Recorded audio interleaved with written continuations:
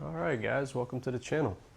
My name is Ferris with Vertex Detailing, and I want to talk to you guys about how I scratch my car with a microfiber. Of all things, a microfiber.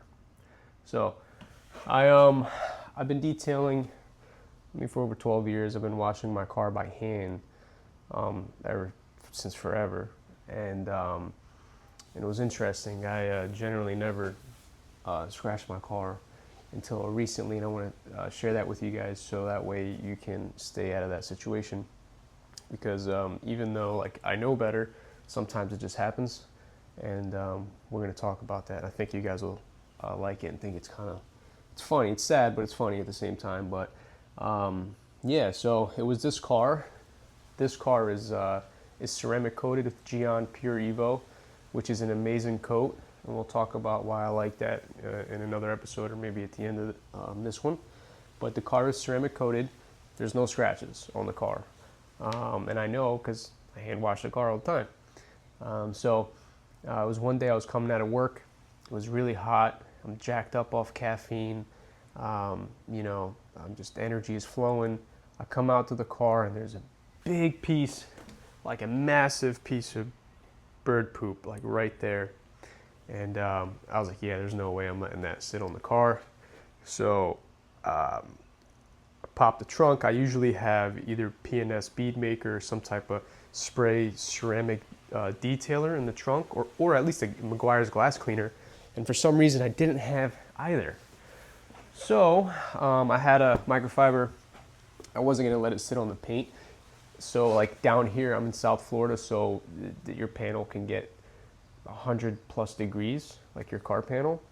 And if you don't know, bird poop has acid in it, and that acid can etch into your clear coat or your ceramic coating. Now, if you have a ceramic coating, that's good because that's your sacrificial barrier. At least it protects your clear coat. So it's a good thing. That being said, I wanted to remove it, so I didn't have any lubrication. And what I did, I took a microfiber, I kind of wiped it up with one side, took another clean side, and I hit it with the good old buffaroo. And the buffaroo scratched my paint. I didn't see it right then and there.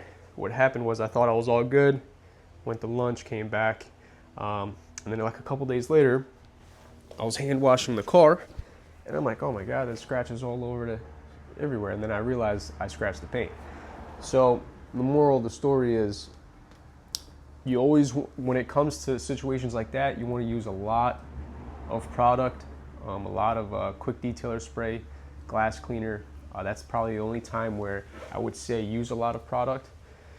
There's a lot of videos online where you see a lot of guys either using too much polisher compound when they're polishing, too much interior cleaner, tire dressing, whatever it is, and it's not necessary, especially because with some products, or like a coating, for example, when you're applying a coating to a surface, it's chemistry. It's designed to have a certain amount of product. You can't put too much product.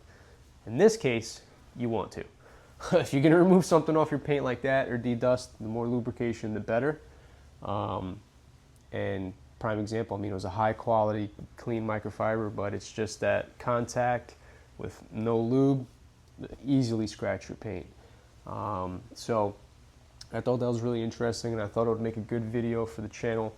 I'll be posting more on other tips and tricks, how to wash a car, just old school, different types of methods that work. Also like how to do one-step polishing. I see a lot of, it's funny, like 2 or 3 step polishes, or nowadays, 2026, compounds are really good.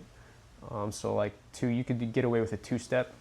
Well, I could definitely get away with a 2-step, 100%. You'd get away with a 1-step, but 2-step is like perfection. That being said, this particular car and that LC500 out there are just 1-step, 1 pad, 1 compound, perfect. Yeah, I can jewel them a little bit better, but didn't necessarily have it. These are my cars, so it's not for a client. So for me, I'm happy with that. It's satisfying, and I think they look great. That being said, I do have if you want to like and subscribe, I'd appreciate that. I've got a pretty cool car coming in for a client, actually. It's a 600 horsepower Evo 4. It's a gorgeous silver, nice wheels. It's freaking awesome. And that car, we're gonna do probably do a 2-stage polish on that guy, ceramic coating, and it's gonna look phenomenal. So you might want to stay tuned for that. And if this picks up traction, which I hope it does, I'll definitely be shooting more content on this. So this is a 5-liter V8 tuned by Yamaha. It's a special car. They're more rare. You see a lot of BMWs online, AMG models here and there too, but you don't see too many of these. And they sound great and they're fun. And you know, for a Grand Tourer, I definitely want to take it to a track because they are capable. So that's something I have lined up in the future. And yeah, like and subscribe if you enjoyed, and I'll be dropping more content soon.